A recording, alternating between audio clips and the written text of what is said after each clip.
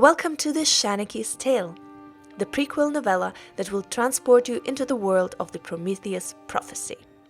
I'm Diana, the author of the book, and I'm glad to welcome you, dear reader, into this story that is so dear to my heart, but also full of twists and shocking revelations, characters that will challenge you, and a world that is honestly brutal yet mysterious and fascinating, much like our own.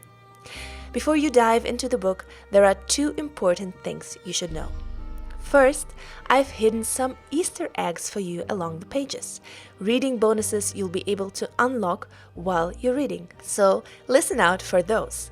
The last one is my favorite, by the way. Second, this is a digitally narrated book. Not this part, of course, this is really me.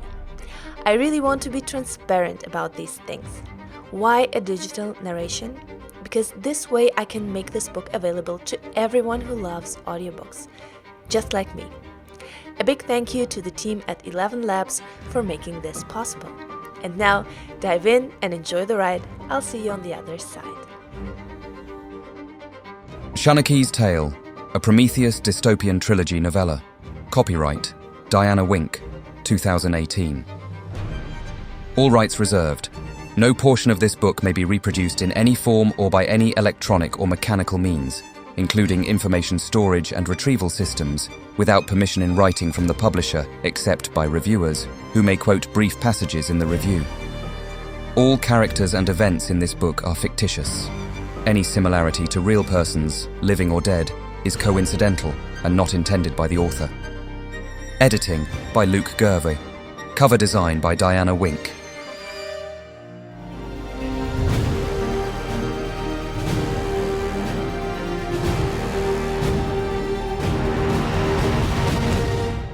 Chapter 1. Aideen. This was the underground. It sheltered the secrets of the future, secrets she had been chasing for nearly a decade. The harsh fluorescent lighting in the narrow corridor flickered, creating a disorienting pattern of shadows and light. The cold concrete walls seemed to close in around her as she strode down the hallway with purposeful steps, her boot heels echoing against the hard floor. Her breath was visible in the chill air, each exhale illuminated by the erratic LEDs above. Voices. She had to be close. Aideen fumbled in the deep pockets of her black cloak for a pair of leather gloves and quickly pulled them onto her hands. Her long red hair corkscrewed haphazardly around her face before she swept it up into a bun, secured by a pin. As she traversed the shadows, the heavy weight of the pistol at her side comforted her. It had taken her 5 years to find this place. The hackers concealed it with more care than their IPs. The air smelled moist and void of oxygen. This was the moment she had worked for as long as she could remember. She suppressed the hope that threatened to rise inside her chest. Would she really find the answer here? The voices behind the door sounded hollow, most of them voice commands. Aideen barged through the door, smashing it against the wall with resounding force. The gun glinted in her grip as she whirled around the room. Her lenses scanned the space. Barren stone walls covered in grime, metal chairs pitted with rust, crude bunk beds and stained mattresses strewn about. 5 hackers were scattered around the room, each of them engrossed into the virtual reality on their lenses. There was a pungent smell of sweat, stale fast food, and too many humans in close quarters. They lived here. It was their reality. Those milliseconds it took them to shut off the virtual world were the seconds that sealed their fate. They never stood a chance, not against her who had been trained with the Navy SEALs since school. At least, not in the real world. She raced across the room, beating the first of them unconscious with a single punch and giving the second a bleeding nose. Before the third hacker, an unkempt and bearded male with a dirty Fess Society t-shirt, could pull out a gun, she shot him in the knee. His scream of pain echoed across the room while she snatched the weapon out of his hand. She raised her pistol, aiming it at the two cowering in the corner. The girl, not much older than a teenager, clung onto the boy as he trembled with fear. His baggy jeans hung loosely on his scrawny frame. With their hands raised in surrender, they waited for her next move. Aideen had swept the room like a hurricane, but now silence had settled over it. The only sound came from the bearded hacker in the corner, his moans of pain reverberating off the walls. "I'm looking for Connell Hubbard." Aideen's tone was calm. "If you help me, you might live." Silence. "We don't know a Connell Hubbard," a muffled voice behind her said, and she turned to face a middle-aged man whose nose she had broken. She'd expected the resistance. The hackers were a sworn community. A betrayal would not come easily. Aideen approached the bearded one, whose face was red from pain. She grabbed his collar with her free hand and pushed him down onto his injured knee. His shrill screams filled the room, his face contorted in pain. He fought against her grasp, but she gripped him in place as tears streamed down his cheeks. After a few agonizing seconds, she released him, moved the gun to his other kneecap. "Wait." His voice vibrated with panic. "We really don't know any Connell Hubbard, not down here, or anywhere else in the net." Her elbows smashed against his jaw. "If he were in the net, we would have found him by now." "Depends on how clever he is," a voice echoed from behind. It tickled her nerves. "You know nothing, boy." But she resolved to ignore it. Instead, she approached the girl, gripping her blonde hair that felt coarse between her fingers. Slowly, she tugged her to the center of the room, the gun still pointed forward. The girl screamed. "Please, please," the boy mumbled. "We've no clue who this Hubbard person is, but I'll tell you everything else you want to know. Everything." Aideen glared at the boy. "All right, tell me where I can find the forbidden books." He stood motionless, his face an unreadable mask of confusion. She wouldn't waste her time with him. Instead, she pulled the girl further towards the other end of the room. The girl's muffled cries echoed against the stone walls. "How about the two of you?" She felt a sense of desperation growing in her chest. She couldn't leave this place empty-handed. She had to find at least something. The hacker she had knocked out earlier had regained consciousness. He was a large man in his 40s, the greying whiskers of his beard jutting out from his cheeks, his shirt stained and wrinkled, his stomach hanging over a frayed belt. Looks were not important in the underground. He could be whoever he wanted in the virtual reality. A wise king, a muscular warrior, a beguiling maiden. "All the books have been burned," he said. "You know that after the digital reform." Aideen punched the girl in her stomach and shot her in the foot. The girl crashed to the concrete floor, yelling curses from the top of her lungs. "Don't tell me what I already know!" It was all part of the tactic, driving them into a corner, slowly breaking them. Hopefully, they would break soon. Bleeding Nose spoke, his voice barely audible. "After the purge, all the books that could be saved were smuggled to Sky Island. That's where they still keep them." "Sky Island is deserted," she replied. He shook his head. "That's what they make you believe. 15 years ago, when the purge began, it was all over the dark net. A call to summon books. Bring them there. To some castle. That's all we know, I swear. A castle on Sky Island." She kept a neutral expression on her face, though her heart raced with excitement. She got what she came for. They just had to follow the books from here. Now came the unsettling part, but she had learned over the years how to shut down the stifling sensation in her chest. Do her job. She had to, if she wanted to survive. She raised her gun and shot them, one by one. The Society t-shirt was soaked red with blood. The girl on the floor stopped screaming. The hacker with the injured knee collapsed on his chair. As Aideen slowly turned to face the boy, his eyes bulging with fear and disbelief, he shouted, "But you said we'll live!" Her voice remained steady. "I said you might." Chapter 2. Connell. Connell slammed the book shut and threw it to the ground. The Rise and Fall of the Third Reich. He had studied it twice now. He had studied all of them innumerable times. But it was no use. He stepped back and shivered. The castle had grown cold over the first month of autumn, and it drizzled outside. Piles of books covered the wooden table in the middle of the room. Before him spread a dark wooden floor, scarlet walls, and a massive, beautifully carved fireplace where a small fire burned. All of it, the floor, the walls, was the stage for the huge biomatrix Connell had created with the last remains of paper he found here in the castle. The natrosphere on the left, the psychosociosphere in the middle, and the technosphere on the right. He had pinned, nailed, or glued notes to the wall according to which system they belonged to, interconnected in between each other by markers Connell pitilessly smeared all over the walls. Here was everything he had accomplished over the last 11 years. He had studied all the books in the castle: biology, chemistry, laws of physics, all of the historical books they'd been able to preserve, to create this biomatrix. It was the foundation of future science, showing that social orders emerge from nature and technology. Everything produced by individuals originated in psychological and social systems in return. Thus, it represented all the systems in the universe. In fact, the matrix had grown so large that Connell ran out of space and would soon need to occupy the walls out in the hall. The countless pieces of paper where he had scribbled historical events, theories, laws and patterns stared back at him. Still, it was only a poor imitation of what the algorithm had created once. It was so quiet that he could hear his own breath against the crackling of the fire. But he had grown accustomed to the silence. It helped him think. He looked around. Even after all those years, he seemed unable to outthink the algorithm of World 5. Time was running out. How could it have calculated the scenario, and where would it originate? He had studied all the effects of causation. He was sure of it. According to those effects, the life cycle of the new world would end in 6, maybe even 7 decades. So why? Why had the machine calculated the Prometheus scenario?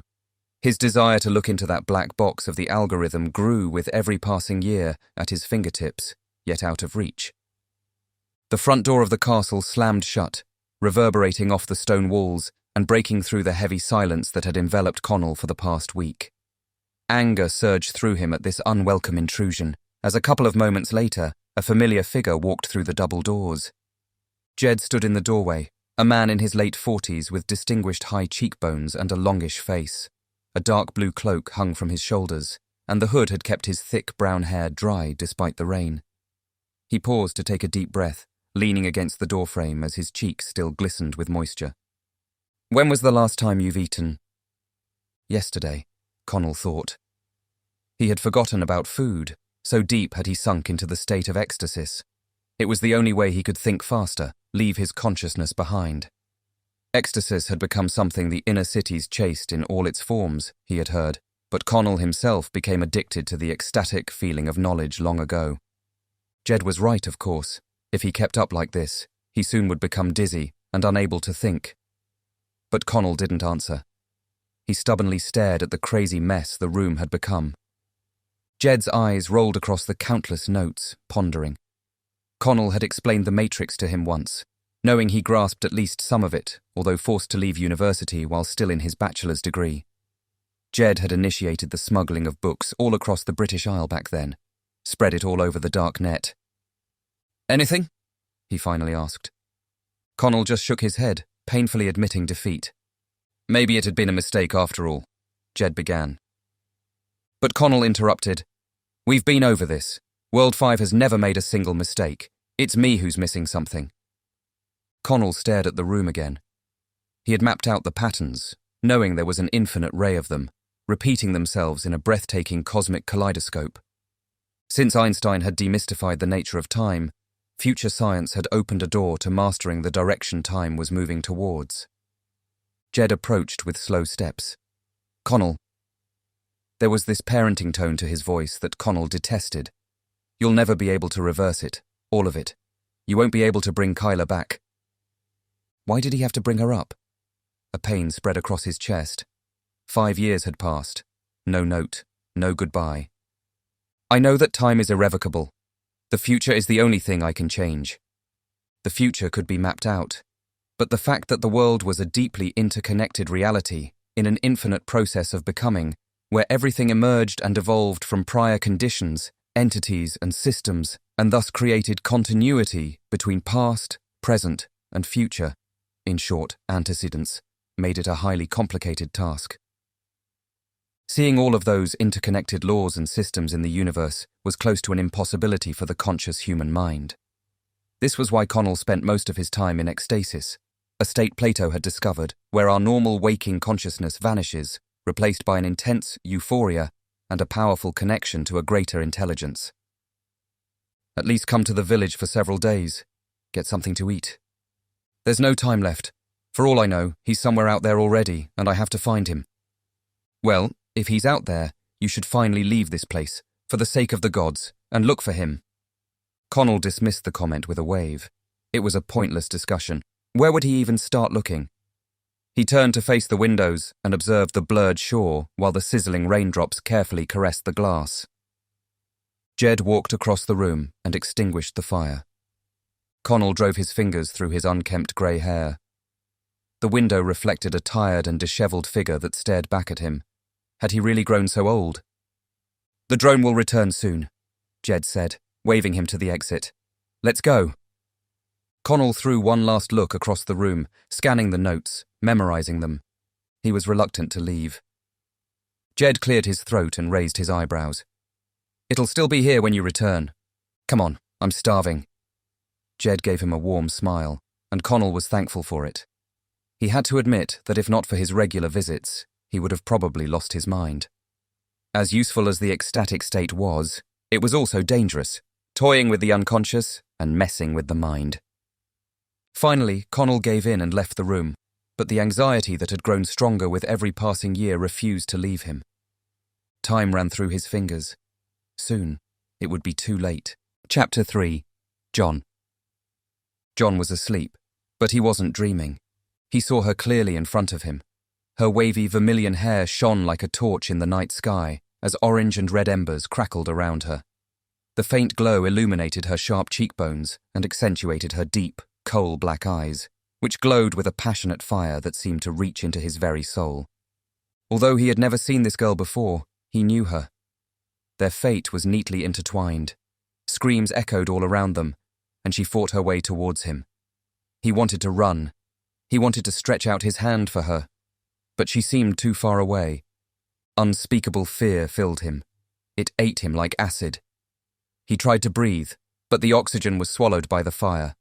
All he could do was scream, as loudly and as desperately as he could. His own scream awoke him. John straightened up in his bed. His body and the fur he slept on were drenched in sweat. He cursed. Yet again he would have to wash it. He closed his eyes, but her face remained in front of him. Not plainly, more like in a memory long gone. The fire in the middle of the hut had burned out, only the coals were still hot. The cold of the wooden floor instantly shot up his bare feet as he walked over to check on his grandfather in the other corner of the room. He slept, snoring through his thick nose hair. John rubbed his hands against each other from the cold. Autumn was coming. As he lit the fireplace, there was a dump knock on the door. He walked over, feet still bare, and carefully opened the door to a slot. 2 pairs of boyish eyes stared back at him.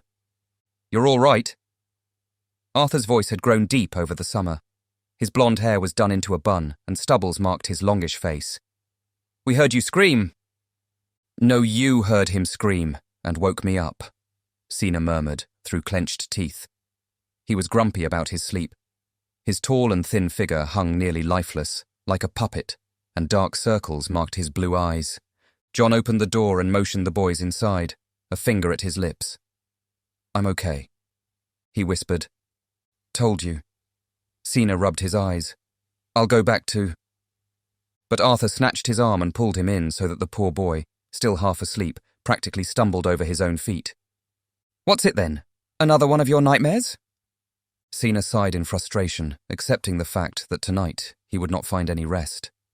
"Not a nightmare," John replied, lighting the fire so he would finally get a little warmer. But the flames took their sweet time. "A memory." "A future memory?" Arthur's eyes lit up with excitement. "What did you see?" John hesitated.